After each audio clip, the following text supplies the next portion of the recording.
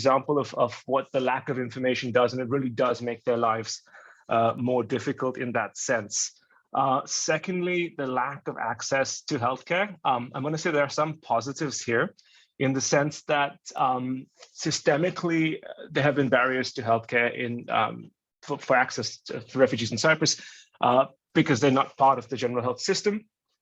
And initially, when we first did the research 2 years ago and through the survey, they really struggled to get access to COVID-19 tests because the first bunch of tests were all done through private labs and the government wasn't testing so much. And because they had no access to doctors, they couldn't get public tests.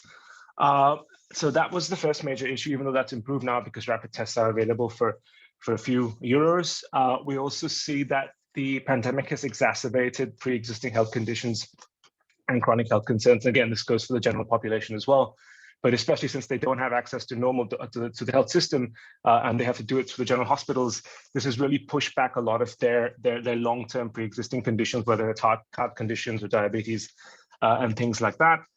It's also made mental health impacts much worse in the sense that, and I'll talk about this a little more, but the one positive in this sense has been the government has been fairly successful in getting the COVID-19 vaccination program out to the refugee migrants